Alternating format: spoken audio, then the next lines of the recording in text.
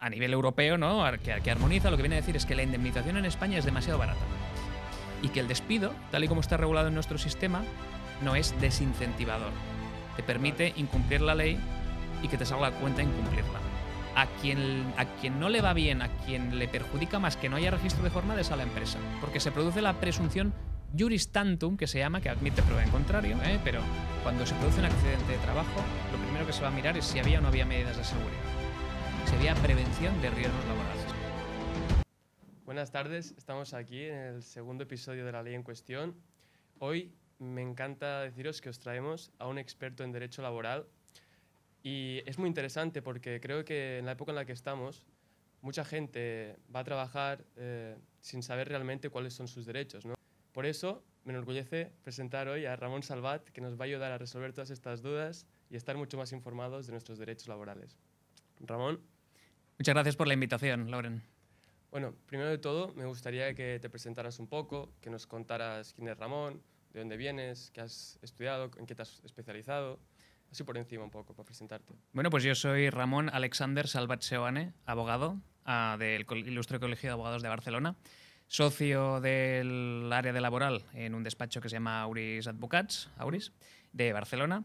Básicamente llevo en la profesión ahora sobre unos 9 años y no siempre fui laboralista de vocación. Yo empecé siendo generalista, ¿no? Lo que se llama, tocaba civil, familia, etc. Incluso una vez un procedimiento penal y ya nunca más lo volví a tocar ni con un palo. Y luego ya me especialicé en laboral, después de sacarme un máster y un posgrado, etcétera, y ver pues, que realmente tenía muchísimo impacto. De hecho, si una persona ha contactado con un abogado en algún momento es o por una herencia, o por un divorcio, o por un conflicto laboral. Claro. Pues creo que la mejor manera de empezar, ¿no?, es hablando de una cosa que pasa siempre durante la vida, bueno, que si no pasa, pues mucho mejor, pero suele pasar, que son los despidos, ¿no? Sí. O sea, la gente la contratan, tiene un contrato de trabajo y ahí se regulan los despidos. Pero las empresas buscan cualquier técnica a veces para despedir. ¿Cuáles son las diferencias que existen entre despidos? ¿Cuáles son los diferentes tipos de despidos que hay? Bueno, lo primero que tenemos que entender es que en nuestro sistema, el sistema español, el despido es causal. Causal significa que tiene que existir algún tipo de justificación, ya sea una justificación objetiva, es decir, ajena al trabajador, una justificación subjetiva, es decir, que tiene algo que ver con cómo el trabajador o la trabajadora desarrolla su forma de trabajo, y después existe el despido colectivo, ¿no?, que es el que afecta a muchas personas. Entonces, teniendo en cuenta que es causal, la ley los clasifica de 3 maneras. Tenemos el despido disciplinario, tenemos el despido objetivo y tenemos el despido colectivo, como estábamos diciendo. El despido disciplinario es aquel que tiene que ver con cómo la persona está desarrollando su trabajo y si está incumpliendo las normas fundamentales del contrato. Puede ir la conducta desde llegar tarde en reiteradas ocasiones, pasando por insultar al jefe, pasando por una conducta de acoso sexual, robo, lo que sea. Eso sería disciplinario. ¿Vale? Después tienes el despido objetivo, que es el que estábamos diciendo, es el que es ajeno a las circunstancias en cómo se viene desarrollando el trabajo. Y como es ajeno, tiene en consideración otro tipo de circunstancias. Por ejemplo, las típicas son las causas ETOP o TOPE o POTE, como quieras llamarle, que es el acrónimo de 4 tipologías, que son las técnicas, las organizativas, las productivas y las económicas.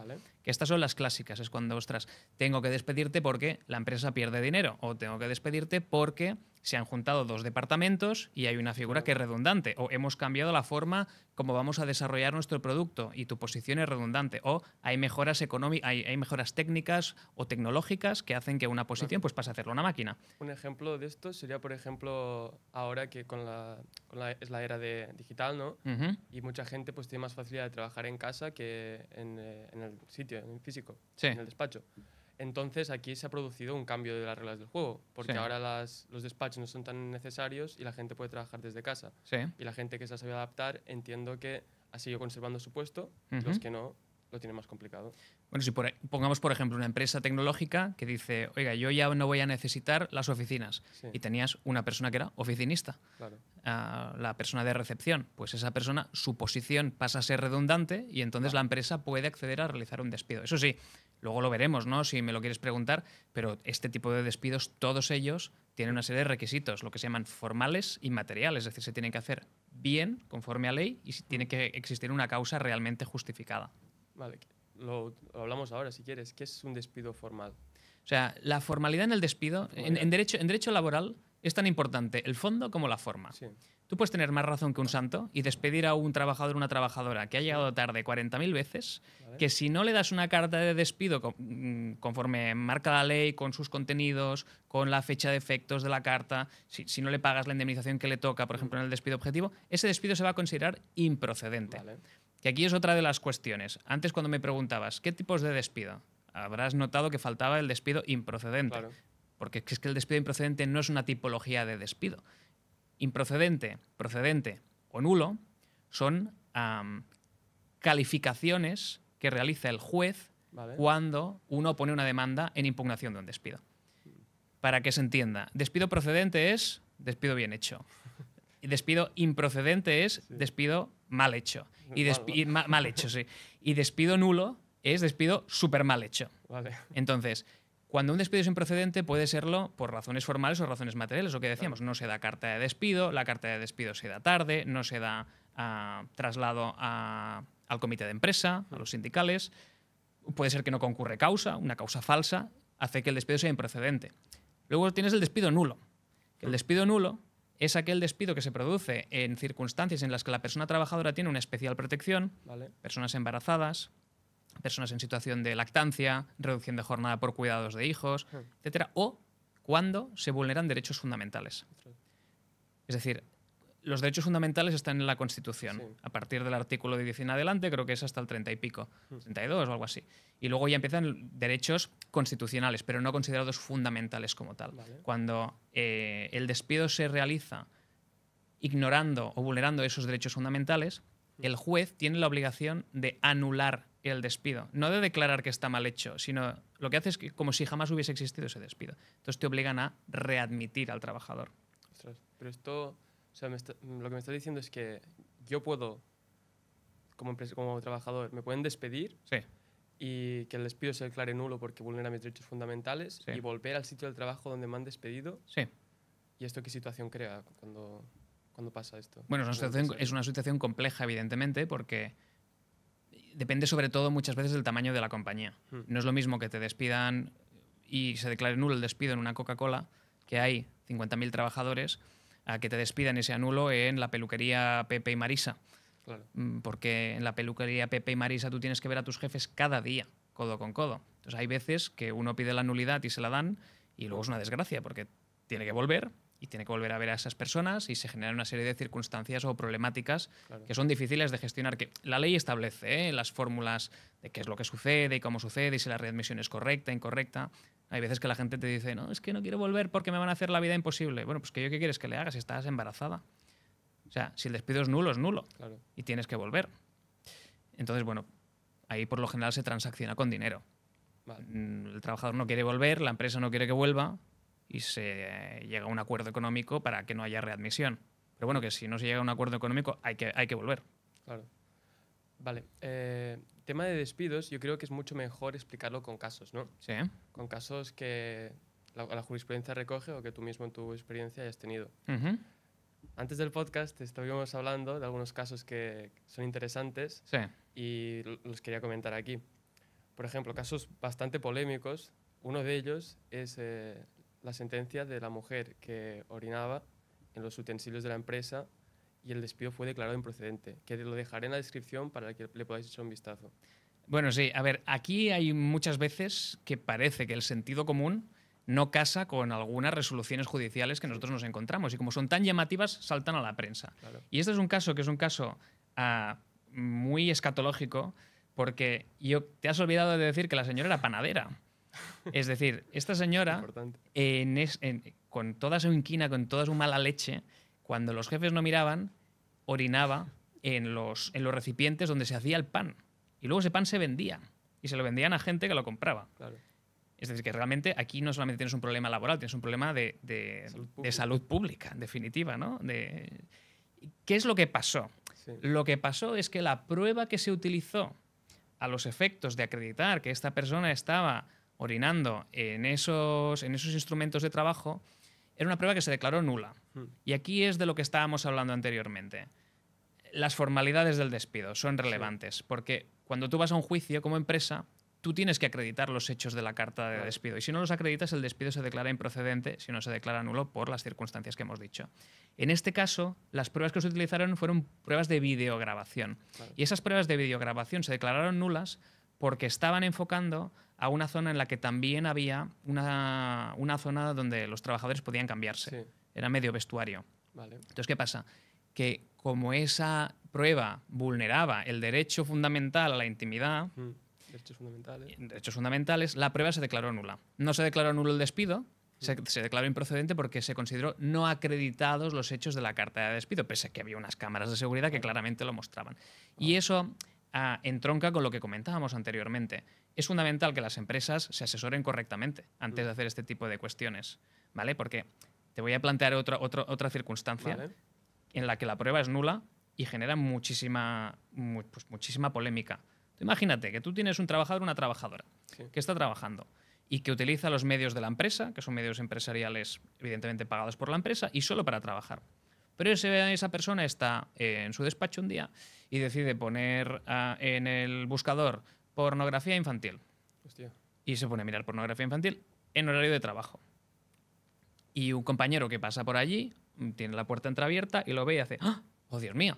Y entonces se va a hablar con el jefe o la jefa. Oye, que fulanito está masturbándose en tiempo de trabajo mirando pornografía infantil. ¡Ah! Terrible, evidentemente. Terrible. Pues cogen y mientras esta persona no está en su oficina, evidentemente, acceden a su ordenador, porque es un instrumento empresarial. Sí. Y miran en el registro, El ¿no? En el historial y, ostras, y lo descubren. Entonces lo despiden y dicen, no, es que usted está haciendo unas cosas que, además de ser incompatibles con el contrato de trabajo, son Inmorales, delictivas directamente.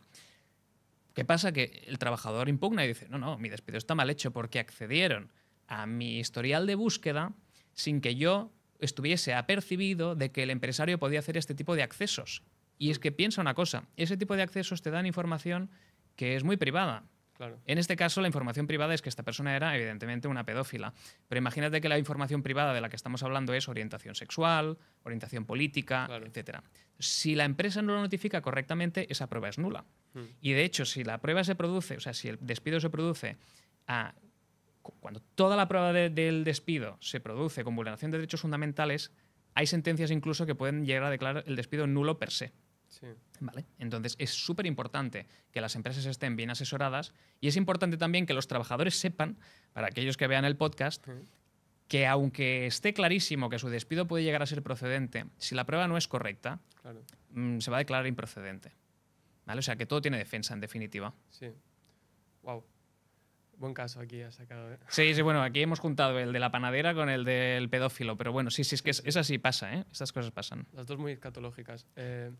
Siguiente caso que también me llamó muchísimo la atención es, por ejemplo, tú tienes actividades que haces fuera del trabajo, ¿no?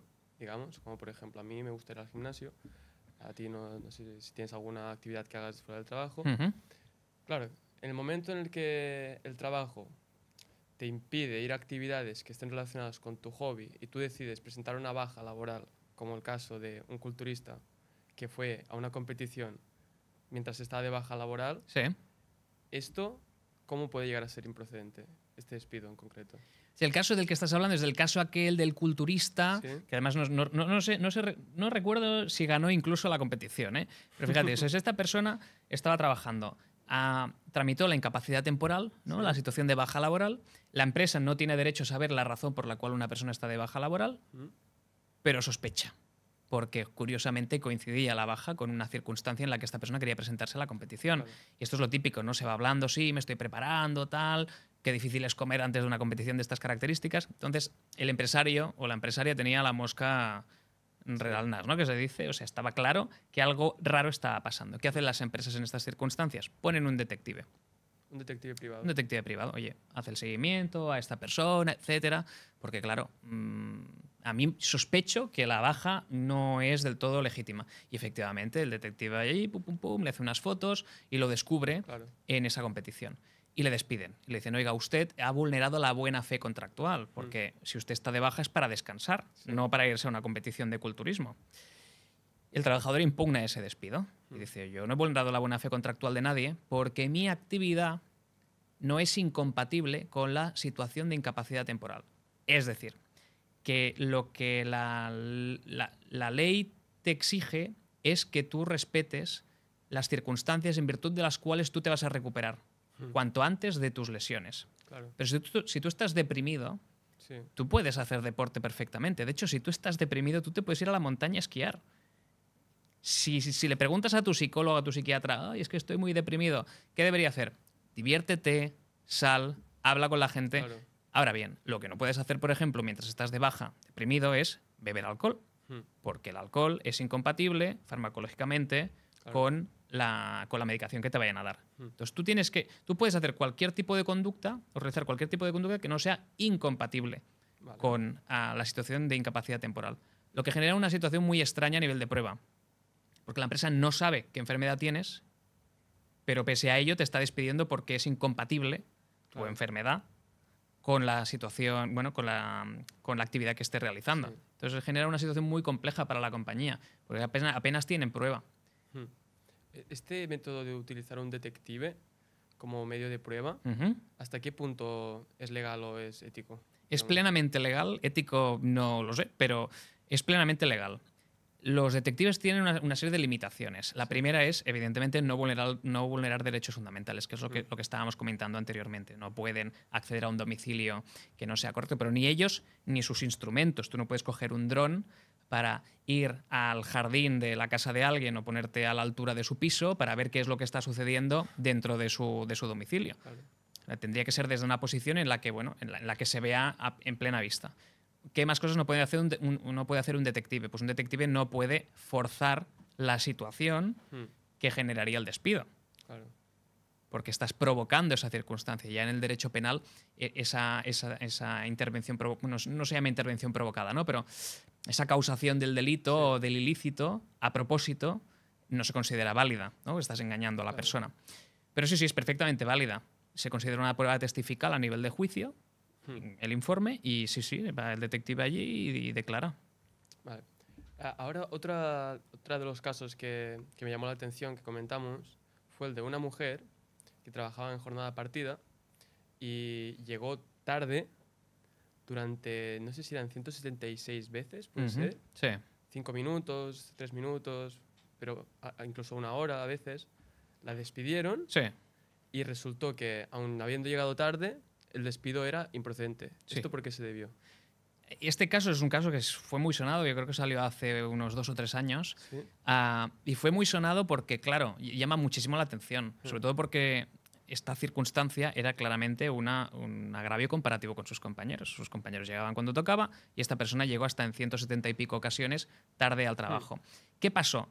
Pasó que como la empresa no le había avisado antes de que estaba llegando tarde y de que era... Que, a ver, uno también dice, que esté perogrullo. O sea, tú tienes un contrato que te dice a qué hora tienes que llegar. Sí, eso es verdad. Pero también es verdad que en derecho laboral la tolerancia empresarial respecto de ciertas conductas lo que hacen es que no puedas tomar decisiones sorpresivas. Y el problema aquí es que la decisión era sorpresiva, porque si bien es verdad que dentro del convenio colectivo de aplicación se encuadraba perfectamente la conducta con los retrasos injustificados, etcétera, lo que tú no puedes es pasar del 0 al 100 como un Ferrari. Vale. No puedes coger y decir, pues ahora te despido cuando hay 100 veces que lo has hecho mal. La empresa tendría que haber dicho, oiga, ojo, que si sigue así, yo la voy a despedir. Claro. Porque si no, lo que generas es una situación de confianza en la que la persona pues, considera que no lo está haciendo tan mal como para que la despidan.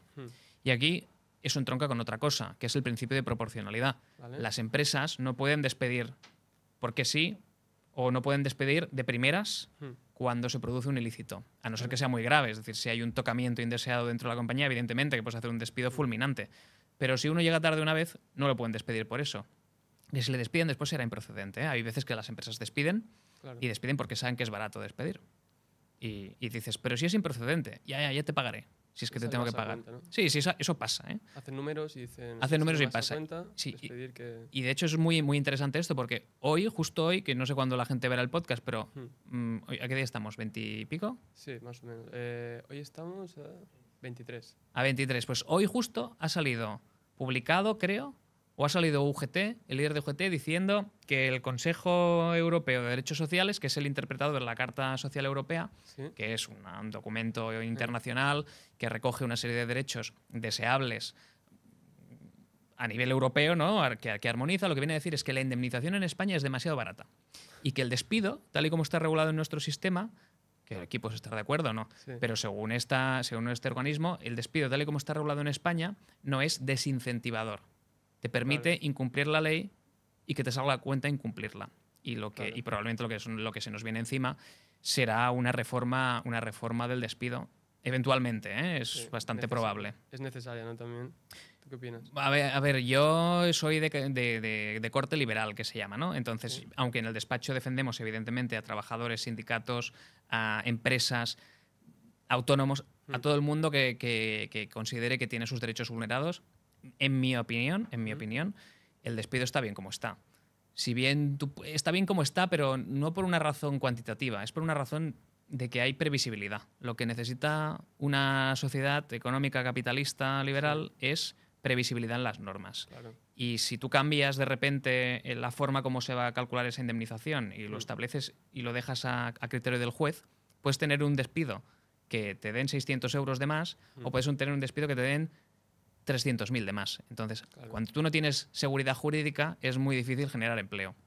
Claro. Esa es mi opinión, ¿eh? Pero claro. No, estoy totalmente de acuerdo, tanto para empresarios, que son los que tienen que contratar y decidir qué personas se van a, al final, llevar su proyecto adelante, Correcto. como para los trabajadores.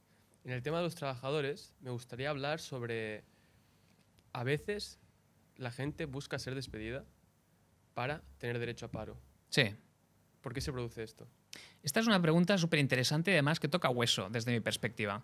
Lo primero que se tiene que entender es que el desempleo, la situación de desempleo, se produce con todos los despidos de los que hemos hablado, con el colectivo, con el objetivo y con el disciplinario. Eso no es verdad aquello de, es que me han despedido porque he llegado tarde y no voy a tener paro. No, no es verdad. Tú tienes paro siempre que te despidan. Pero ¿qué sucede? Que hay veces que las empresas no quieren despedir a un trabajador y el trabajador lo que quiere es dimitir. Claro. La persona trabajadora ya no quiere seguir con este proyecto. Pero ¿qué se encuentra? Que si uno dimite, si uno causa baja voluntaria, no tiene desempleo. Por lo tanto, Y como no tiene desempleo, lo que no va a hacer es quedarse sin pan durante el tiempo que está buscando otro proyecto. Claro. Y eso es muy, muy comprensible. ¿Qué sucede? Que van a pedirle al empresario o a la empresaria que le arregle el paro. Arreglar el paro no es más que, oye, despídeme sin causa que necesito la prestación. Y aquí lo que tendría que hacer el Estado, ya que estábamos hablando de nuevas regulaciones, es regular un sistema en el que de mutuo acuerdo la persona pueda acceder a sus prestaciones. Porque aquí no tenemos que olvidar que el desempleo, tú has cotizado por él, la empresa ha cotizado por tu desempleo. Y si tú quieres irte de la empresa, oye, a mí me pagas mi prestación sustitutiva de la renta al trabajo. Yo quiero irme y quiero cobrar lo mío.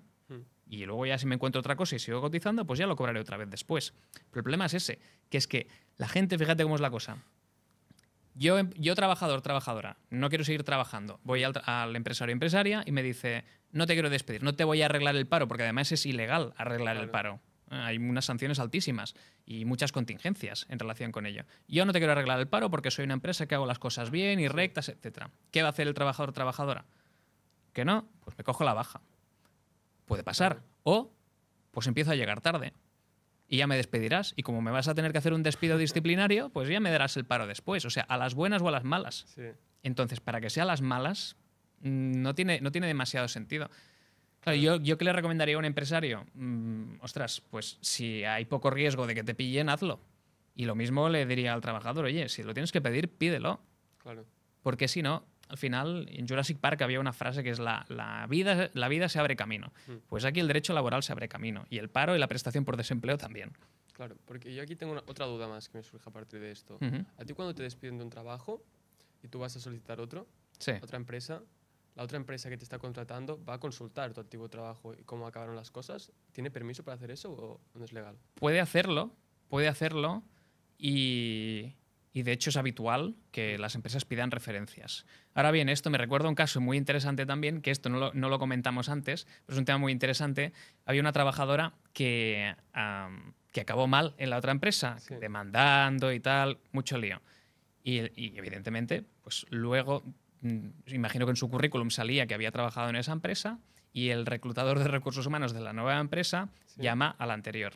Y le dice, oye, ¿qué tal esta chica? Y el otro, un desastre, nos demandó, no la contrates, es terrible, tal. Bueno, ¿qué pasa? Que esta mujer le dicen, oye, no contamos contigo, Claro. Y ella, pues yo quiero saber por qué, por qué, por qué. Y el otro, no te lo puedo decir. Yo quiero saber por qué, porque a mí me has dicho que yo valía, ta, ta, ta, ta, ta, ta. Y el regulador le dice, mira, es que hemos llamado a la anterior empresa y nos han dicho que no fue bien. Pues esta mujer le puso una demanda por vulneración del derecho al honor, etcétera, ¿no? Por tutela judicial efectiva fue. Que a mí, yo me la leí y la critiqué amargamente porque no estaba nada de acuerdo. Pero bueno, al final condenaron otra vez a la otra empresa con la que había tenido conflictos Sí. para pagarle una indemnización. Por dar malas referencias. Por dar malas referencias, por vulneración de derechos fundamentales. Wow.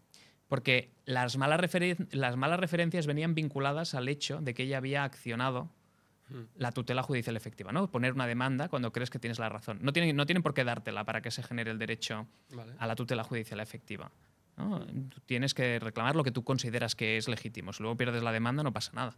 Claro. Pero tú estás ejerciendo un derecho fundamental que es ir a la justicia a pedir pues, tus derechos. Claro.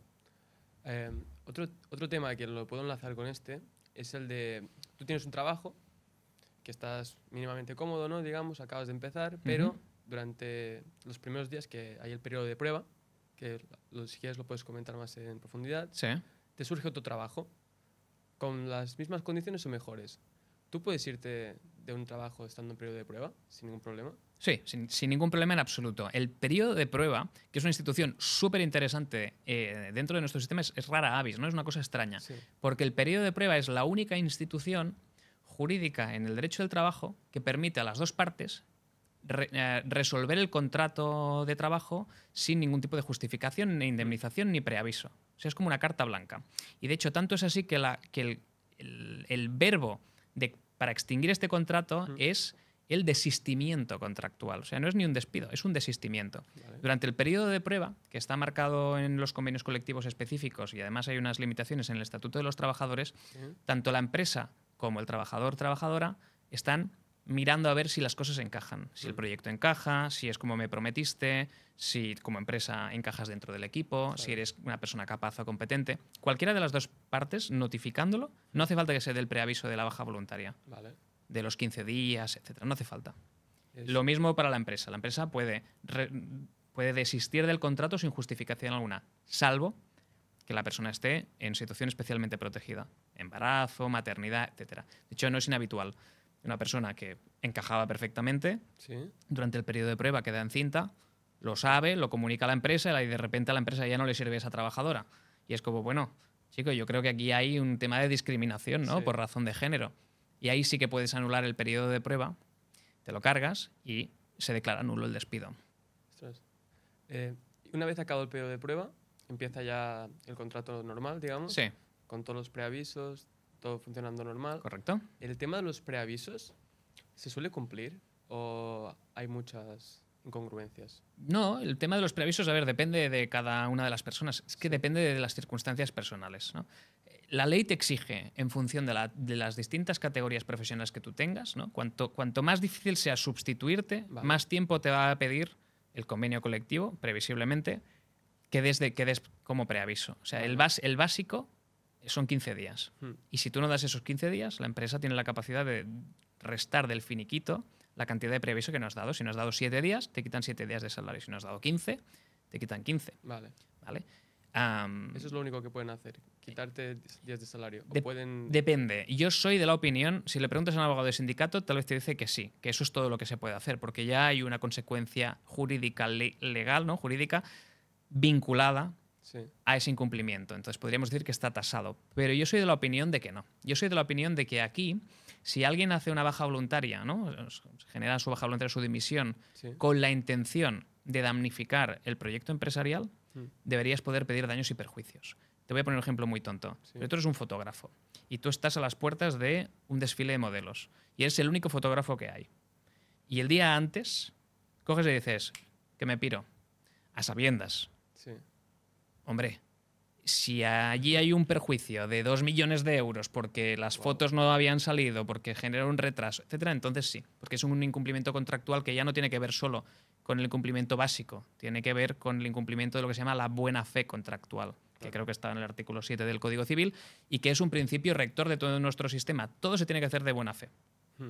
y esa baja voluntaria parecería que no es de buena fe. Luego, claro, la empresa tiene que reclamar, luego el trabajador pues, se cogerá, o trabajadora se cogerá un abogado y habrá un juicio y ves a saber a quién le van a dar la razón. Pero para mí, yo pienso que sí, que se puede. Se deberían hacer más, ¿no? Más cosas. Sí, yo creo que sí. Vamos, yo es lo que le recomendaría a la empresa, desde luego. Ya que tienes que poner una demanda, lo pides todo, porque, importante, en derecho laboral, o sea, en la jurisdicción social, Sí. en lo que es los juzgados laborales, no hay costas procesales, porque no es obligatorio ir con abogado. Tú puedes ir tú solo a defender tus derechos. No es recomendable, pero tú puedes ir tú solo a defender tus derechos. Sí. Como no hay costas, las empresas y los trabajadores muchas veces piden cosas de más.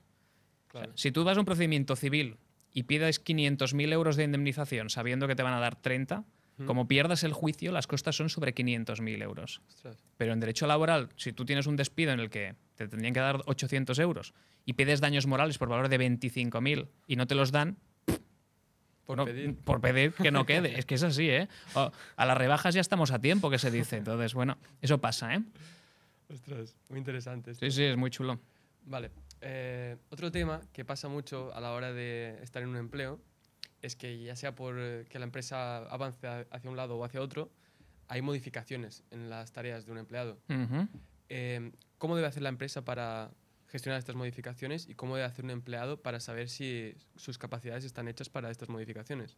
Vale, aquí hay hay que empezar primero por, o sea, lo primero es lo primero, que es entender si esas modificaciones están dentro del rango de funciones que puede llegar a hacer el trabajador por su grupo profesional, ¿vale? Perdona, ahora, grupo profesional, Sí. que es dependiendo de estudios, dependiendo de experiencia, puedes hacer una... Sí, sí, sí. No, O sea, de- todos los puestos de trabajo Sí. tienen adscrito convencionalmente dentro del convenio colectivo Sí. un título, un titulillo, ¿vale? Que a veces es un título que ya está regulado, por ejemplo, en un convenio colectivo de construcción, pues tendrás peón, o tendrás oficial de primera o de Vale. segunda, o jefe de no sé cuántos. Y ahí está el título de tu trabajo. Hay otros convenios colectivos que son mucho más genéricos, ¿vale? Especialista, no sé qué, lo que sea. Lo importante es que tú en tu contrato de trabajo, en el básico, el contrato básico, te dirá qué categoría profesional tienes, Vale. o qué posición ocupas y qué categoría profesional se corresponde dentro del convenio colectivo. Eso está en tu contrato de trabajo. Cuando tú vas al convenio, lo miras, y ahí te sale. Y en el propio convenio te dirá, para esa categoría profesional, el salario, el periodo de preaviso que tienes que dar antes de hacer baja voluntaria, etc. Vale. O sea, toda esa información está en el convenio colectivo. En función de si tus estudios son más altos, si tu experiencia sin necesidad de estudios es una u otra, o tu posición directamente dentro de la propia compañía, pues estarás en un epígrafe o en otro. Vale. ¿Vale? Eso lo sacarás de allí. Entonces, ¿qué sucede? Que si las funciones que a ti te hacen hacer son muy superiores o muy inferiores a las tuyas, aquí estamos ante una situación de movilidad ascendente o descendente. Sí. Pero cuando la movilidad que tú tienes es una movilidad horizontal dentro de tu grupo, ahí no hay modificación sustancial. Vale. Hay modificación sustancial si haces mucho de más o mucho de menos. Vamos a poner, por ejemplo, si tú eres jefa de recursos humanos Sí. y te ponen a fregar, no solamente tienes una situación en la que tienes una movilidad descendente, sino que además tienes casi un ataque a la dignidad, ¿no? Claro. Si tú eres oficial de primera y te ponen como jefe de la cuadrilla de construcción, pues estás haciendo funciones superiores, te las tendrán que retribuir como tal, ¿vale? Entonces, ¿qué pasa? Que cuando tú identificas que la empresa te está haciendo una modificación y tú interpretas que esa modificación es sustancial, y aquí estamos ante un concepto jurídico indeterminado, Vale. porque no te dice la ley lo que es sustancial o lo que deja de serlo. Lo valorará el juez, lo que es sustancial o lo que no. Claro. Esto es en el artículo 41 del Estatuto. Quien se lo quiera mirar se lo puede mirar. Lo que te dice es, serán en todo caso modificaciones sustanciales las que afecten al salario, a la jornada, a la forma de trabajar. Una serie, pero no son números Sí. clausus, son números apertus que se llama. Pueden afectar a más cosas. Entonces lo que pasa es que tú tienes, igual que en el despido, 20 días para impugnarlo. Vale. La empresa te lo tiene que haber dado por escrito. Te lo tiene que haber dado con 15 días de antelación y tiene que haberlo justificado con las causas ETOP, las que decíamos antes, objetivas, técnicas, productivas y económicas. Vale. Y si no hace eso, es injustificado e incluso se puede declarar nulo por la inexistencia de los requisitos formales. O sea, tú vas al juzgado y el juzgado dirá, eso está mal. ¿Te han bajado el sueldo? Y el juez dice, mal hecho, porque no lo notificaste como tenías que hacerlo. Vale. Entonces, el juez condenará a pagarle a la empresa la diferencia de lo que tendrías que haber cobrado. Claro. Claro, si eso es muy sustancial, puede haber mucho dinero en una demanda de estas características. Has dicho algo muy interesante, que es el plazo. Sí. El plazo de cuando te despiden mal, Ujú. son de 20 días, has dicho. Correcto. Los plazos en la jurisdicción social son muy cortos. Sí. Todos los plazos de la jurisdicción social son muy, muy cortos. ¿Qué es lo que sucede? Para el despido Sí. son 20 días hábiles. Vale. Tienes 20 días hábiles, o sea, no cuentan ni sábados, ni domingos, ni festivos. A veces hay festivos de la localidad de la empresa, pues esos son los que hay que computar. Vale. ¿Vale? Los festivos nacionales para todas las empresas, etc. Para las modificaciones sustanciales de condiciones de trabajo, también 20 días para impugnarlo. Agosto es hábil. Hmm. Es hábil también. En todos los otros órdenes jurisdiccionales, agosto es inhábil. Para el despido y las modificaciones sustanciales, agosto es hábil. ¿Qué sucede? Que muchas empresas hacen despidos el día 30 de julio, el día 26 de julio, el día 31. ¿Por qué? Pues la gente se va de vacaciones, se olvida del tema, bueno, ya demandaré cuando vuelva, y cuando vuelvas está caducada la acción. Ostras. La acción está caducada, no prescrita, caducada. Pues la diferencia entre caducidad y prescripción Sí. es que la prescripción se puede interrumpir y la caducidad no. Es decir, bueno, no es exactamente así. La prescripción, cuando Sí. tú haces una reclamación, se vuelve a accionar. Imagínate que tú tienes un año para demandar Sí. y tú mandas un email diciendo, ¿me debes dinero? Tienes un año más desde que has mandado el mail. Pero en la caducidad no. La caducidad, por ejemplo, del despido, tú tienes 20 días. Cuando presentas la papeleta de conciliación se interrumpe durante 15 más. Pero Vale. luego ese plazo no se vuelve a reiniciar, sino que Vale. se queda como estaba. Y si se acaba el plazo, ¿qué es lo que pasa? Entonces pierdes el juicio automáticamente. Y de hecho, la caducidad es una institución que la puede admitir el juez de oficio, que significa que aunque la empresa venga sin abogado, Sí. si el día del juicio el juez o la magistrada, porque la mayoría son mujeres, si la magistrada coge la carta de despido y la fecha de la demanda y te dice, han pasado más de 20 días hábiles, te desestima la demanda. Y ya está. Y ya está. Y ahí has perdido. Wow. Aunque tuvieses más razón que un santo. Aunque estuvieses embarazada, aunque lo que quieras. Solamente hay un caso súper reciente de una persona que la despidieron por jubilación. Es decir, se jubiló el empresario Hmm. y la causa de extinción del contrato por jubilación es distinta a la del despido. Vale. Porque tú eres autónomo y dices, yo ya no quiero seguir, la vida es demasiado dura y ya está, he terminado.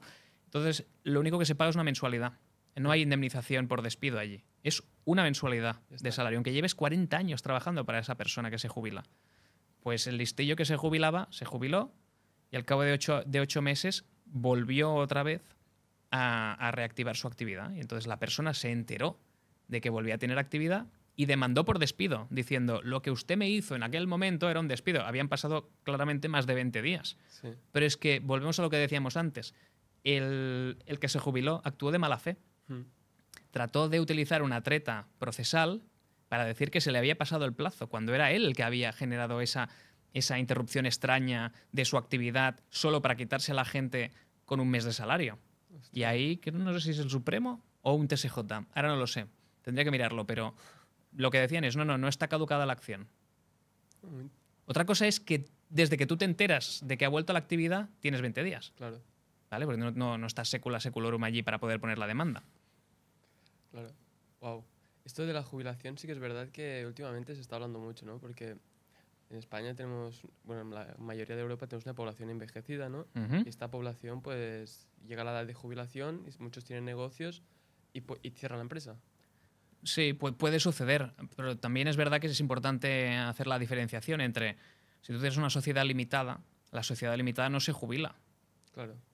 porque la jubilación es una cosa propia de las personas físicas, no de las personas jurídicas. Entonces, si tú quieres dejar el negocio, para cerrarlo tú tienes que justificar por qué quieres cerrarlo, porque a lo mejor podrías venderlo Hmm. y podrías mantener esos puestos de trabajo. No, lo quiero cerrar porque lo quiero cerrar. Bueno, pues a lo mejor tienes que hacer un ERE, ¿no? Un expediente de regulación de empleo.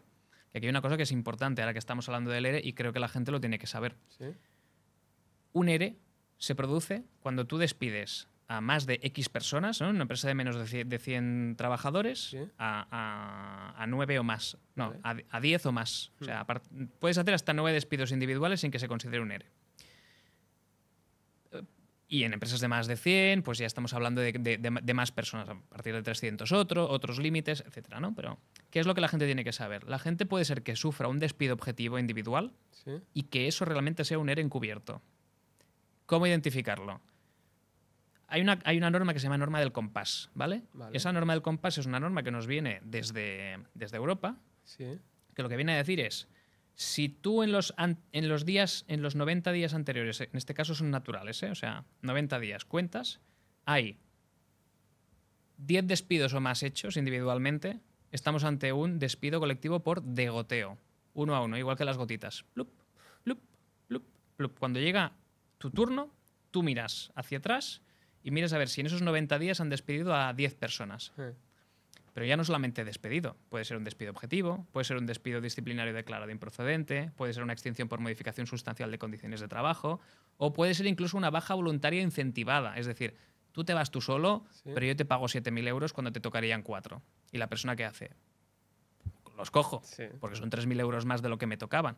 Claro, esto el empresario lo hace porque está pensando en que esa baja voluntaria no compute a los efectos de hacer un ERE, porque si tiene que hacer un ERE, tiene que llamar a los sindicatos, tiene que negociar con ellos y le va a salir mucho más caro.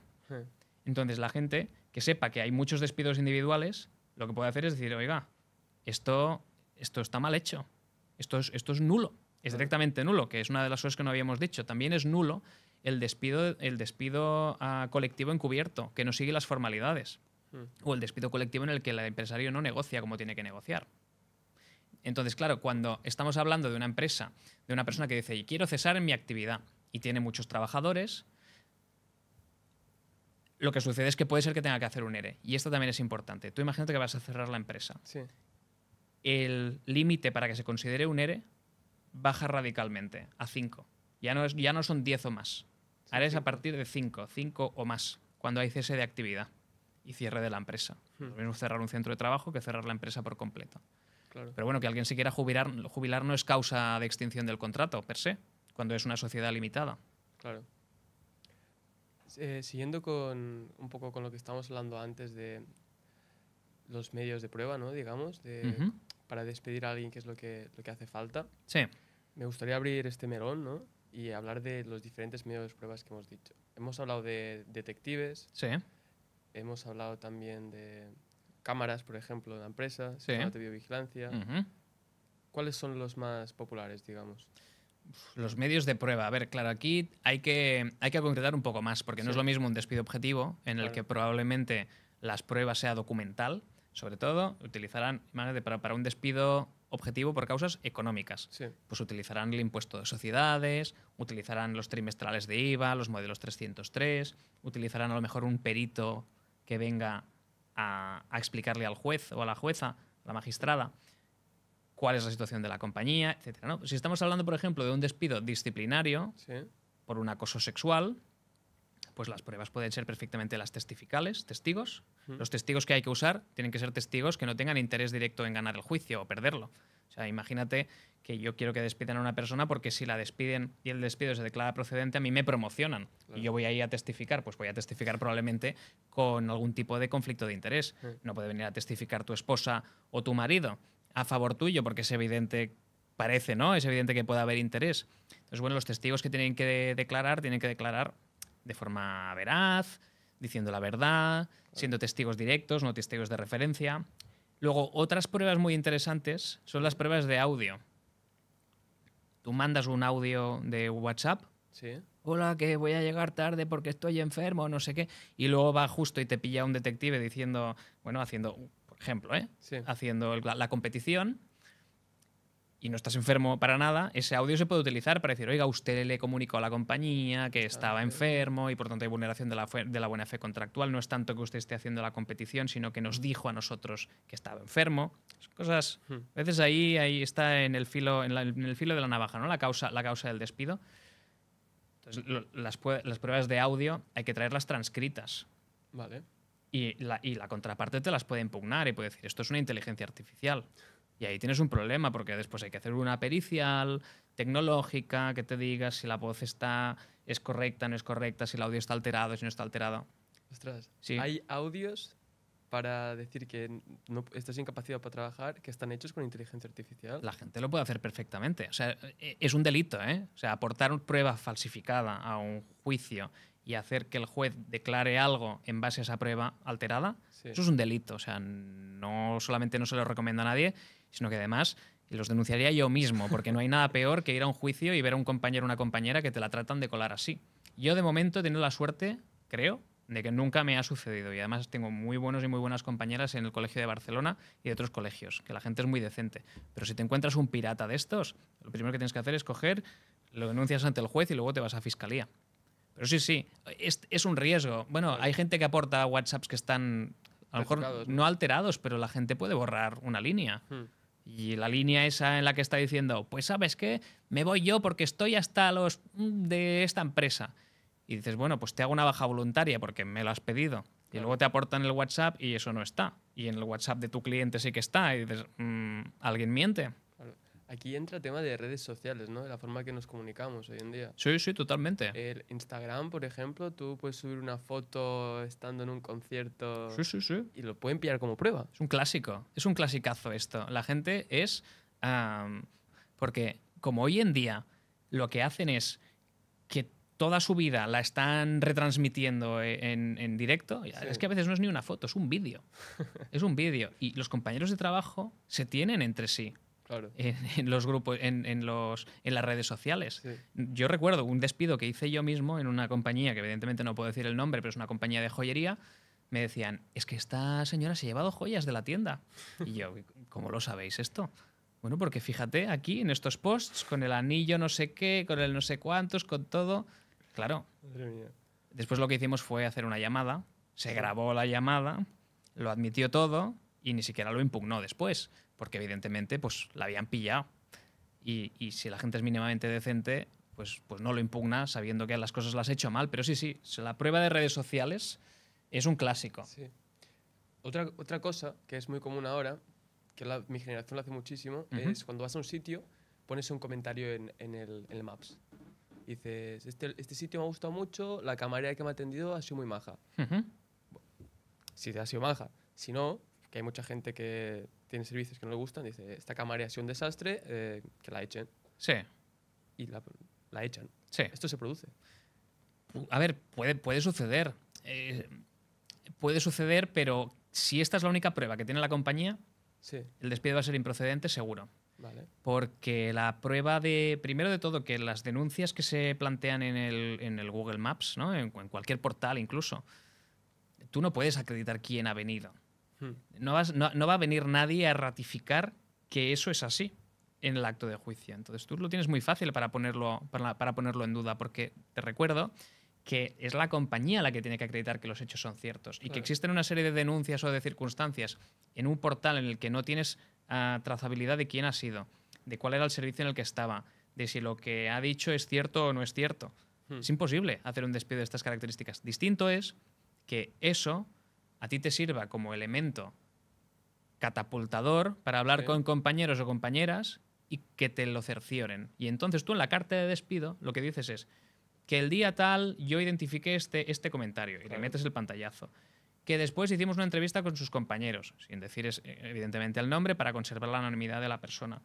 Que se ratificó que eso está muy mal porque el convenio colectivo dice, y entonces haces el despido disciplinario. Claro. Pero sí, es verdad que sucede, pero también es verdad que es muy mala prueba para poder defender un despido. Esto suele pasar en sectores que son más de cara al público. Ujú. Y en estos sectores a veces es donde es más complicado, ¿no? El tema de despidos y tal. Porque, por ejemplo, vamos a hablar de uno de los motores de la economía de España, que es la hostelería. Sí, En la hostelería se producen muchísimas casuísticas. sí, Pueden muchas. pasar muchísimas cosas. ¿Puedes comentar alguna de las cosas más comunes de despidos en hostelería, por ejemplo? En hostelería. Pues que en hostelería pueden pasar muchas cosas, igual que pasa en la construcción o pasa en la estética. Pero en la hostelería, por ejemplo, sucede muchas veces que en las cocinas son lugares que tienen muchísima tensión. Y hay muchas veces que chocan, que puede ser que choquen, ¿no?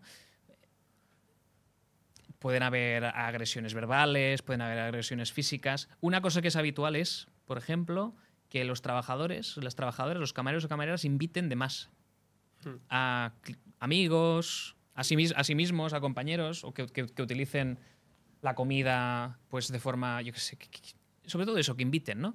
Sí. Y que el empresario o la empresaria esté viendo las cámaras de seguridad o le descuadre la caja diciendo, oye, aquí hay ciertas consumiciones que no están bien cobradas, etcétera. Y entonces Claro.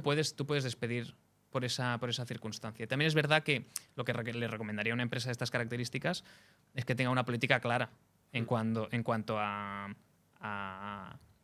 pues a invitaciones, gratuidades, etcétera. Otra cosa que puede pasar es que te quedes las propinas de los compañeros. Ostras. Sí.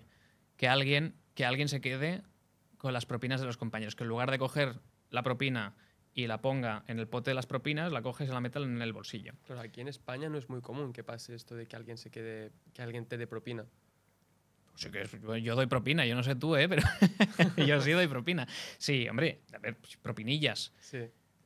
Aquí estamos otra vez en las mismas. ¿Puede una empresa despedir a un camarero o una camarera porque se queda una propina de 1,50 €? Pues te voy a decir una cosa. Sí. Hasta ahora había una doctrina jurisprudencial que decía que no, que como es una conducta irrisoria no afecta al nexo contractual fundamental Sí.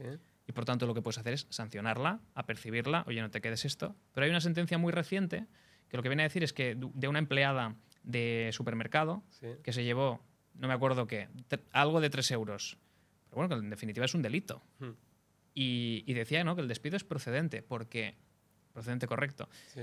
porque lo que hace es que afecta al nexo causal de la confianza recíproca que se tiene que tener en el contrato de trabajo. Entonces, para mí, que alguien se quede una propina de 1,50 €, es que no perjudica a la compañía, es que perjudica, además, a los compañeros. Claro. Entonces, ahí sí que se rompe el nexo de la buena fe contractual, no solo con la empresa, sino con los compañeros. Así que no recomiendo quedarse propinas de nadie. Que se las ganen ellos mismos. Quiero hablar también de, ahora que lo has mencionado, ¿Mm? otro sector que yo trabajé cuando estaba estudiando en el supermercado. Sí. En el supermercado yo tuve una compañera a la que echaron Ujú. porque hacía una cosa que a mí me parece éticamente lo más lógico que existe, que es, hay comida que se va a tirar, yo antes de que la tiren la cojo y me la llevo. Sí. ¿Esto sirve para que un despido sea improcedente? La pregunta es, ¿esta persona demandó en su momento? No. Claro. Ese es el problema básico que nos encontramos. Que muchas veces las personas trabajadoras no les sale a cuenta despedir porque es un trabajito, porque es irrisorio, porque hay poco tiempo. Y las compañías no están desincentivadas para realizar este tipo de despidos. Es un despido disciplinario por incumplimientos, pues, de las normativas básicas que hay en el propio supermercado. Si el supermercado te dice y ya te avisa, oye, no te puedes quedar productos del supermercado, me tienes que advertir de que te los vas a quedar con un precio bonificado, etcétera. Si tú no cumples con esas políticas, a ti te pueden sancionar.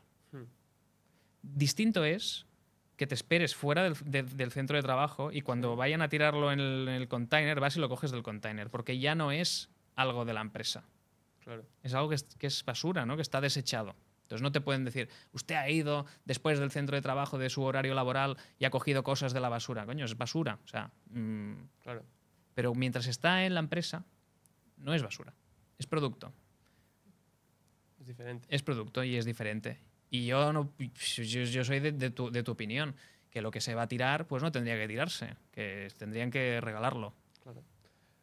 Aquí sale, porque como te he comentado, era de mis primeros trabajos, y cuando tú sales al mercado laboral como un chaval, tienes muy poca información. Ujú. Tú sales a trabajar y muchos jóvenes lo que estamos haciendo es apuntarnos a ETTs. Sí. ¿Cómo funciona esto de las ETTs? ¿Cómo llegan a ser legales y por qué tanta gente las usa?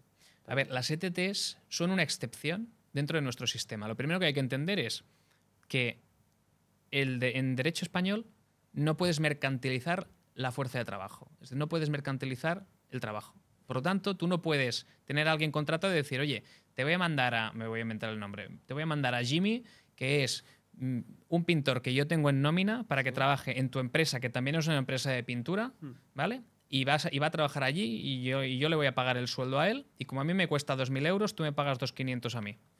Porque ahí no estás vendiendo un servicio, estás vendiendo a una persona o los servicios de una persona. Claro. Entonces, para tratar de evitar esas figuras, que son figuras que están, pues, más próximas a la mercantilización de las personas, Vale. hay unas empresas que son las empresas de trabajo temporal, que son las únicas que tienen la facultad legal de vender mano de obra, ¿vale?, unos perfiles específicos, Entonces lo que hacen estas empresas es que contratan a las personas y luego ponen a disposición sus servicios a través de estos contratos de puesta a disposición a cambio de un precio cierto. Pero hay que entender que la relación laboral la tienes con la ETT. La ETT es tu empleadora. Claro. Y la otra es la empresa usuaria de tu empleadora. Las vacaciones te las tiene que marcar la ETT. El sueldo te lo paga la ETT. Tus jefes directos para la relación laboral están en la ETT, aunque estés después dentro del ámbito rector organizativo de la compañía. Claro, tu jornada tienes que justificar en la ITT también. Sí, bueno, claro, después la otra compañía, si ve que tú no estás cumpliendo con tus funciones, no te puede sancionar ella. Te tiene que sancionar la ETT. Ostras. Claro. Pero ¿qué pasa si tú trabajando en una ETT Sí. trabajas como si fueses cualquier otro trabajador? Las vacaciones te las marca la empresa usuaria, Sí. registras jornada con la empresa usuaria y lo único que hace la ETT es pagarte el salario. Entonces hay una cesión ilegal de trabajadores como la copa de un pino, que significa que tú no eres realmente trabajador de la ETT, tú ya eres trabajador de la empresa usuaria. ¿Cómo se detecta esto? Hay varios elementos, pero sobre todo es quién está haciendo de empresario real. Uno tiene que preguntarse, ¿quiénes son mis jefes de verdad?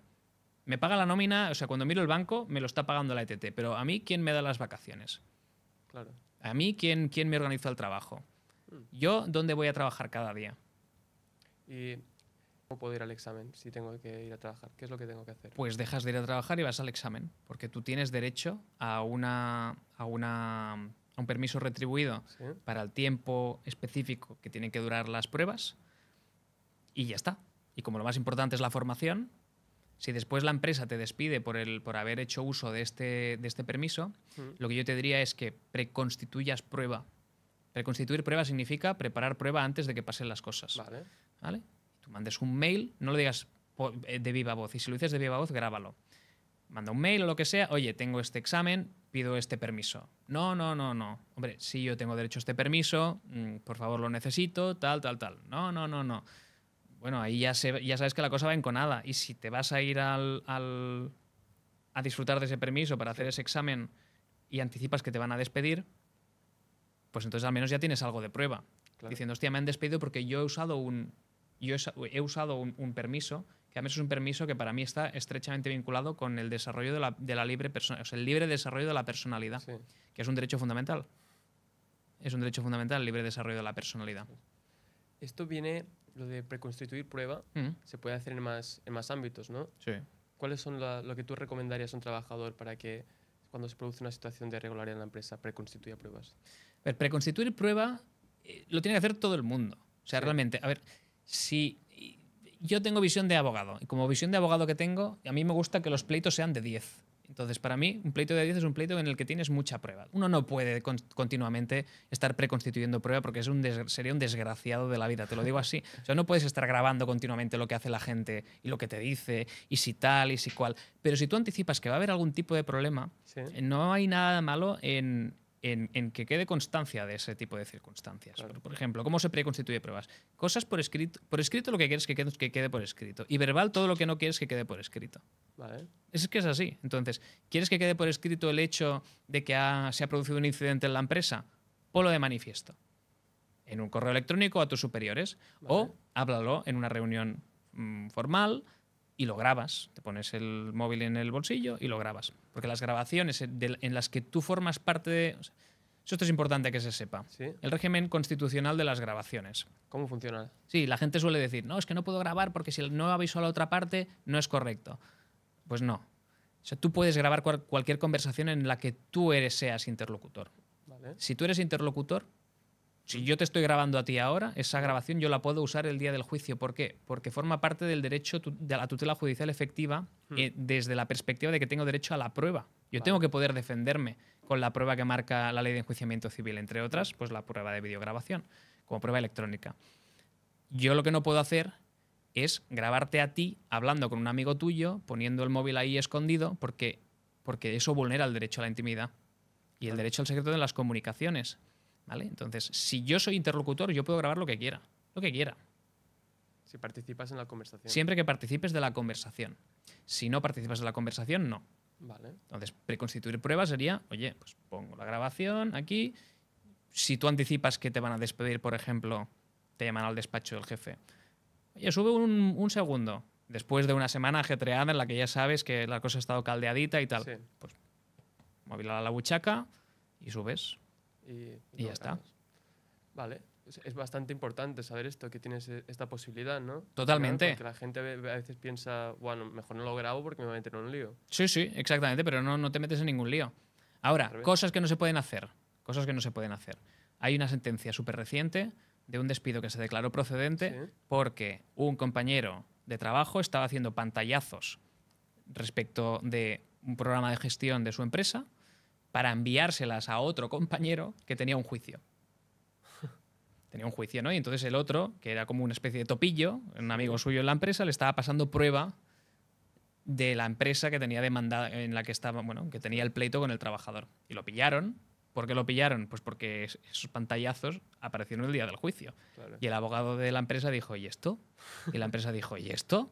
Y le preguntaron al tío, y el tío evidentemente lo había hecho y se declaró procedente. Ostras. Sí, sí, claro. Pues tú no puedes coger información privada de la compañía y pasársela a un Claro. tercero. Desde el mismo momento en el que el trabajador está despedido, es un tercero ajeno a la compañía. Claro, ya no formo parte. No forma parte, entonces, a santo de que tú le estás pasando una serie de datos concretos y específicos, claro, eso puede vulnerar muchas variables, ¿no? Del derecho del derecho a la intimidad y en este caso también incluso al secreto empresarial. Claro. Esto del secreto empresarial es interesante porque una vez que a ti te despiden de una empresa, Hmm, la empresa puede acordar que tú haya cosas que sepas que no puedas utilizar en la siguiente empresa a la que vayas. correcto. ¿Cómo se llama esto? Pues eso se llama, te lo diré, confidencialidad. Confidencialidad. Es el derecho a la confidencialidad. Pero claro, la confidencialidad no es respecto de todo. Es respecto de, idealmente, la compañía lo que tendría que hacer Sí. es determinar lo que es confidencial y lo que no. Porque estamos acostumbrados en nuestro sistema a unas cláusulas de confidencialidad que son genéricas y amplísimas. Hmm. Entonces, que la recepcionista se llama Soledad no es un dato confidencial, Claro. ¿no? ¿Qué es confidencial? Pues puede ser confidencial un listado de clientes, puede ser confidencial unas fórmulas químicas, puede ser confidencial un sistema de trabajo, Hmm. datos de facturación, evidentemente, la remuneración de los propios trabajadores, ¿no? Porque determina cuáles son las políticas salariales de la compañía. Eso Claro. sí, pero claro, cuando todo es confidencial, usted no puede hablar de absolutamente nada de esta compañía, eso no es así. Vale. Eso no es así. El tema que me llama mucho la atención también es el tema del WhatsApp. Ujú. El WhatsApp como herramienta de trabajo. Uf. Sí, sí. Aquí viene una cosa que ha aparecido últimamente, que es la desconexión digital, que me Ujú. gustaría tratarla. Tú como empresario no le puedes pedir al trabajador que haga una cosa fuera del horario de trabajo, porque Ujú. esto entiendo que es como es improcedente, no se puede hacer. Ujú. ¿Hay casos de esto y pasa mucho a menudo? Sí. El WhatsApp es un capítulo aparte, porque la desconexión digital no se trata solo de aquellos elementos digitales per se. Se llama desconexión digital, pero se tendría que llamar desconexión porque una llamada telefónica no tiene nada de digital si es analógica. ¿Me explico? Entonces, la desconexión digital, que además las empresas tienen obligación de tener un protocolo, de decir, de comprometerse al cumplimiento de esa obligación de permitir el descanso de los trabajadores y las trabajadoras, no contactándoles fuera del horario de trabajo. Y si no es no contactándoles, a lo mejor que no tengan obligación ellos de recibir ese contacto. Porque yo a lo mejor mando un correo electrónico a las 11 de la noche, pero tú no estás obligado a leerlo a las 11:30 de la noche. Claro. Te lo mando a las 11 porque yo quiero trabajar hasta las 11, pero tú no lo tienes que leer hasta las 9, que no empiezas a las 9. Si tú lo recibes a las 11 y tienes obligación y expectativa de tener que leerlo, ahí se está vulnerando la desconexión digital. Pero si yo te digo, oye, te lo voy a mandar, no vas a tener el correo electrónico en el móvil, por lo tanto no estarás en tu cama ahí, ¡pim!, que te sale y dices, ay, cabrón de mi jefe me ha mandado un mail. Eso no es desconexión digital, porque vuelves a conectar otra vez con el trabajo. Pero si tú lo tienes desconectado y a las 9 te llega el correo electrónico y te llega a las 11, dirás, pues mira mi jefe que está trabajando a las 11. Menudo pardillo.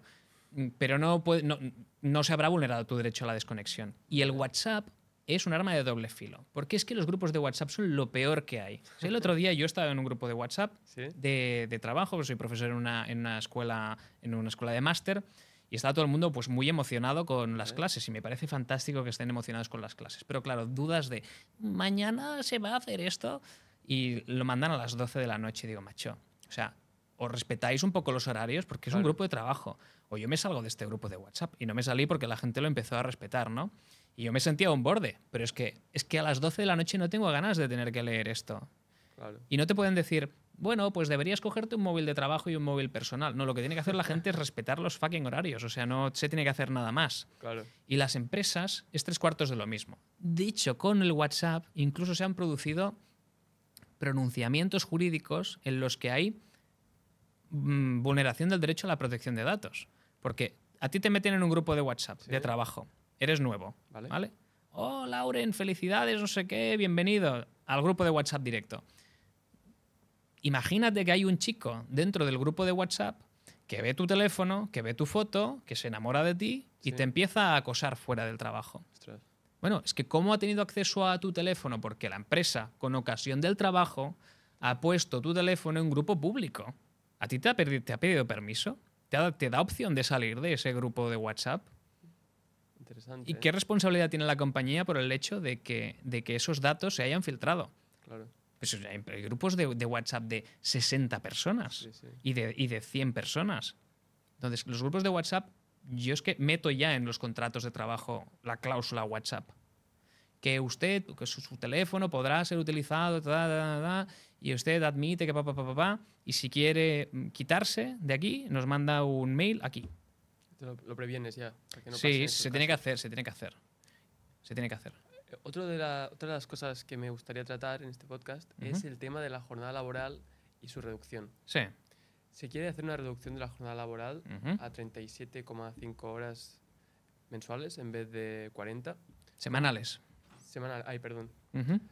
¿Cómo crees que esto va a afectar a los trabajadores? A ver, es que esto es un debate largo y es un debate antiguo. Porque cuando la semana laboral no tenía 40 horas, sino que tenía más, parecía que se tenía que terminar el mundo. Y cuando los niños de 12 años trabajaban y dejaron de trabajar, parecía que se tenía que terminar el mundo. Entonces, a ver, yo todavía no tengo una opinión formada al respecto. Lo que sí que puedo decirte es que tenemos un sistema en el que el Estado aprieta por todas bandas a las compañías. Y yo esto lo encuentro porque al final también asesoramos empresa. El trabajador también, pero empresa también. Y aquí el César lo que es el César. Si tú tienes que pagar más impuestos y tienes que pagar más cotización y tienes que pagar más salario y te trabajan menos, va a haber probablemente, quién sabe, un problema de márgenes. Especialmente en aquellas empresas en las que el valor añadido del trabajo manual sea menor. Claro. Pero claro, también están diciendo en algunas pruebas piloto que se están haciendo, con la semana laboral de 4 días, con algunas empresas que ya están implementando este tipo de circunstancias, que la productividad ha subido. Entonces, también tendríamos que ver cuántas empresas no están aplicando ya semanas de 37 horas y media. Claro. En la mayoría del sector jurídico las tardes del viernes no se trabajan. También es verdad que se hacen horas extraordinarias a punta pala, ¿no? Pero, bueno, yo no tengo opinión formada todavía en relación con ello. Claro, porque este tema nos lleva a otro tema, que es el de las horas extraordinarias, como me has dicho. Sí. ¿Qué pasa cuando no te pagan las horas extraordinarias? ¿Cómo puedes reclamar esto? Eso es ilegal. Lo primero que hay que entender es que si tú tienes un contrato jornada completa, todas las horas que hagas de más son es jornada extraordinaria, no son horas extras. Pero si tú tienes un contrato a jornada parcial, todas las horas que tú hagas hasta la jornada completa se llaman horas complementarias. Son cosas diferentes, ¿vale? Porque en un caso tú estás excediendo las máximas del convenio y en el otro no. Respondiendo a la pregunta que me estás formulando. Lo primero que hay que entender es que la jornada se tiene que registrar. Hay una cosa que se llama registro de jornada. Y ahora ya creo que hace como 7 o 8 años que tenemos el registro de jornada de Marras. Si tú no registras jornada, la empresa no va a poder acreditar que tú hacías una jornada específica. Y entonces tú puedes pedirle al juez que te reconozca cuál es tu jornada real. Y si la empresa no tiene registro de jornada, se sobreentenderá que la que tú estás diciendo es la correcta. Entonces, a quien no le va bien, a quien le perjudica más que no haya registro de jornada es a la empresa. Porque se produce la presunción juris tantum, que se llama, que admite prueba en contrario, ¿no? Pero se produce la presunción juris tantum de que tu jornada es la que tú dices en la demanda. Entonces, ¿eso qué pasa? ¿Qué pasa? Que tú llevas una empresa un poco chusquerilla, que ya sabes que no va a tener registro de jornada. Te viene el empresario o la empresaria diciendo, no, es que realmente hace 4 horas, pero me pide 8. Y tú le preguntas, ¿tienes registro de jornada? Pues ya puedes estar buscando testigos. Porque si no tienes registro se va a entender que hace 8 horas. Entonces, con las horas extraordinarias pasa más o menos lo mismo. Si tú dices que haces 1 hora extra cada día y no hay registro de jornada, se sobreentenderá que haces 1 hora extra cada día. Pero hay más formas de acreditarlo. Los mails, la hora a la que lo mandas, evidentemente puede ser un indicio. Y aquí hay una prueba, que es una prueba que me gusta mucho, que no la usa casi nadie, que es la geolocalización del móvil. Si tú tienes el Google Maps abierto y en el Google Maps que tienes abierto pones que te siga el señor Google, ¿vale? ¿No? El gran hermano te está siguiendo a través del satélite, pues eso puede tener muchas cosas malas, pero también tiene una cosa muy buena y es que te dice en cada momento dónde estás.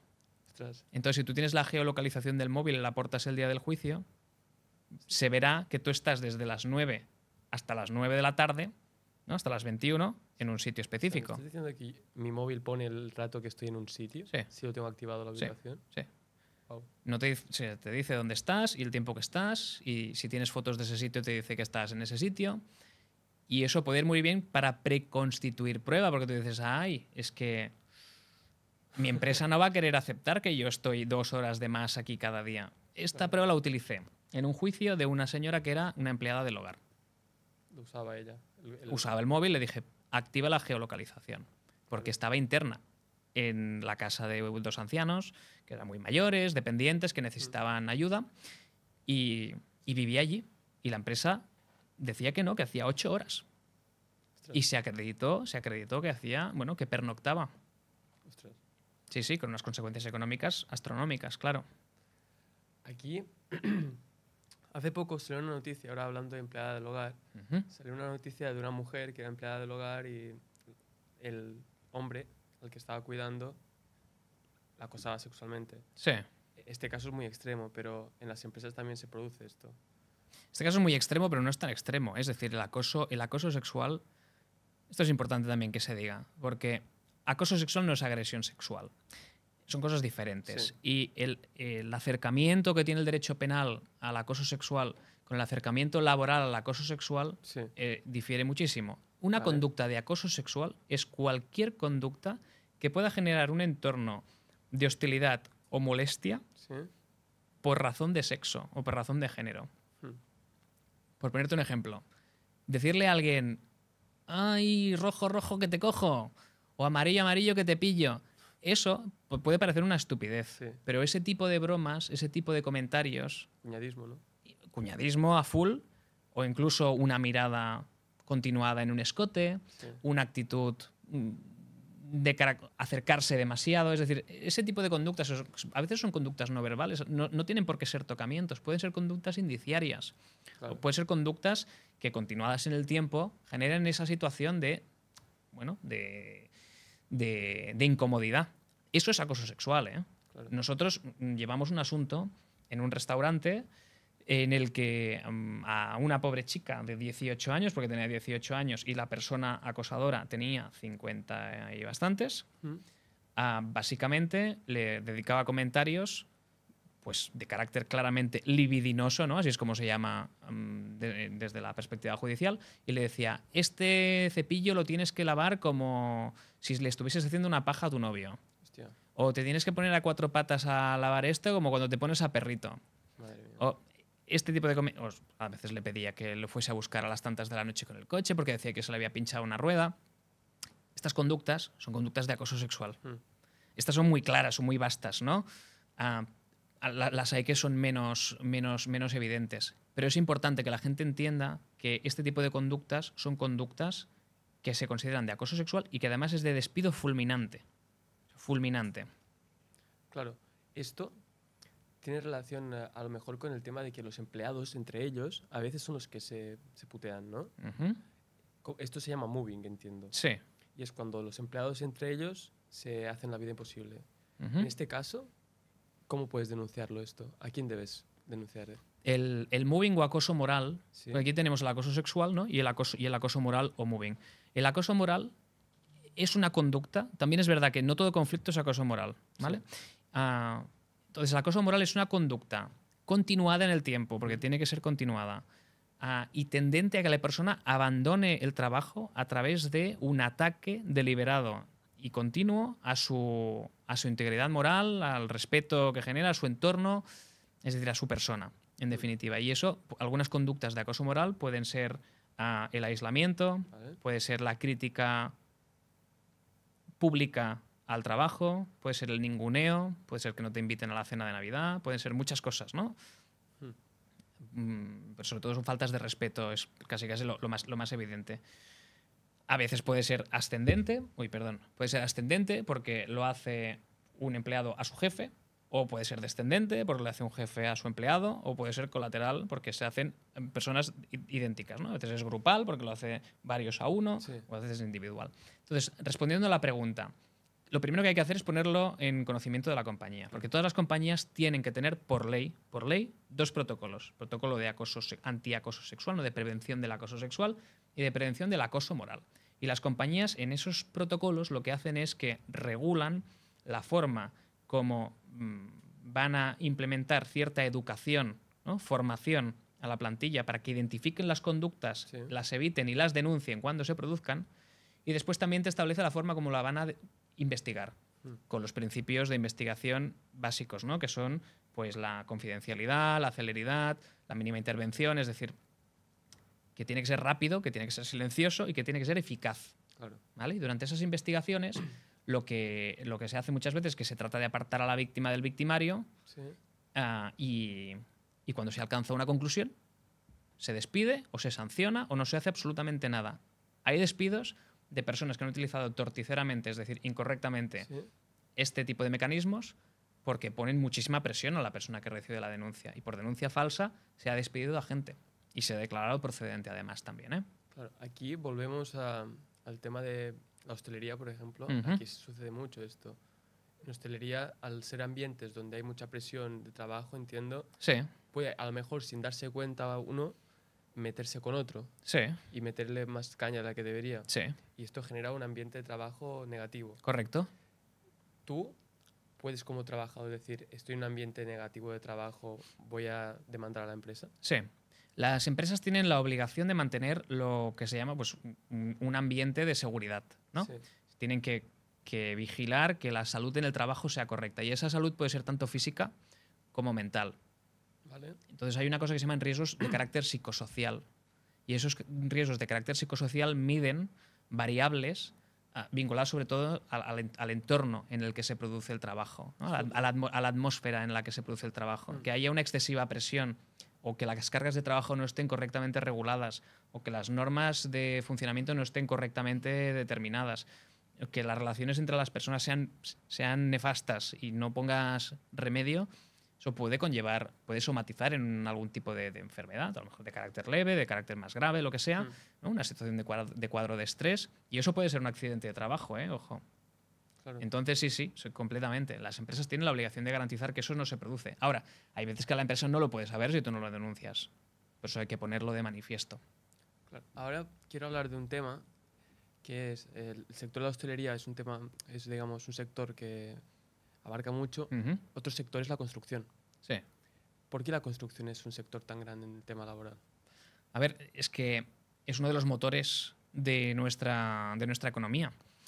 Y además los perfiles de las personas que se han dedicado habitualmente a la construcción pues son perfiles un poco más vulnerables porque tienen menos conocimiento de sus derechos. Claro. También es un sector que está muy sindicalizado, precisamente por eso, ¿no? Porque la unión hace la fuerza y es necesario que estas personas, que muchas veces vienen con orígenes en las que, pues, primero, que el nivel socioeducativo no es tan alto como debería serlo, y segundo, que el conocimiento autóctono del derecho español es nulo, porque son personas que no son de España.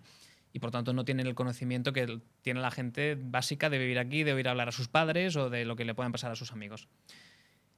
Segundo, que es un sector que es peligroso, porque hay muchísimos accidentes de trabajo en las construcciones, ¿no? Y tercero, que hay muchísimo empleo sumergido en la construcción, igual que en el sector de empleados domésticos, ¿no? Empleados del hogar, igual que en el de te lo diré. en el de hostelería. Claro. Entonces, para mí esas pueden ser tres factores que hacen que haya muchísimo movimiento a nivel de litigiosidad en el ámbito de la construcción. Para acabar ya con el sector de la construcción, lo que has dicho, los accidentes, sí que es verdad, que hay muchísimos. Y para una empresa, cuando tiene un accidente laboral, ¿puede quebrar una empresa por tener que pagar lo que le hace falta al trabajador? Definitivamente. Por ser muy telegráficos con esto, pero cuando se produce un accidente de trabajo, lo primero que se va a mirar es si había o no había medidas de seguridad. Si había prevención de riesgos laborales. Sí. Si, aun habiendo prevención de riesgos laborales, las medidas de seguridad no estaban implementadas o no estaban correctamente implementadas o no había formación, etcétera, se considerará que el accidente de trabajo se produce por falta de medidas. Y cuando se produce por falta de medidas de seguridad, lo que la ley le exigirá a la empresa es que pague un recargo de prestaciones. Imaginemos que, por desgracia, el operario o la operaria pues, cae de altura, se rompe la espalda y se queda en silla de ruedas. Esta persona ya no va a volver a trabajar en la construcción. Entonces, será tributaria de una incapacidad permanente total, ¿no? Claro. Porque ya no puede trabajar de peón de la construcción nunca más. Entonces, le darán una prestación sustitutiva de la renta del trabajo si ha cotizado lo que tenía que cotizar. ¿Vale? Pues es una prestación contributiva. Tienes que cotizar para que te la paguen. Pero esa prestación puede verse incrementada como sanción a la empresa si hay falta de medidas de seguridad. Imaginemos que alguien, por desgracia, con 25 años, es tributario de una incapacidad permanente total y le tienen que dar una prestación de por vida. Claro. Si la empresa tiene que pagar un 30% más o un 50% más de una prestación que a lo mejor es de 1.200 o de 1.500 euros, ese 30% adicional se capitaliza y se tiene que pagar de entrada ya. O sea, se lo pagas a la Seguridad Social. Y la Seguridad Social de ahí pagará la parte de la prestación que le toca, porque al final es contributivo, el señor ha pagado por su prestación, y luego lo que la empresa ha pagado como sanción. Claro, si estamos hablando de 400.000 euros que no tienes, que la Seguridad Social te los va a reclamar y si no se los pagas te los va a embargar, pues adiós empresa. Wow. Bueno, yo creo que con esto hemos acabado el podcast. ¿Ya? Se ha pasado volando. Totalmente, totalmente. Ha sido un placer. Creo que he aprendido muchísimo más en esta charla de 1 hora y media que en 2 años de carrera estudiando Derecho Laboral. Muchas gracias. Y pues nada, un placer tenerte aquí y espero volverte a tener en alguna otra ocasión. Ojalá, el placer es mío. Gracias. Un placer.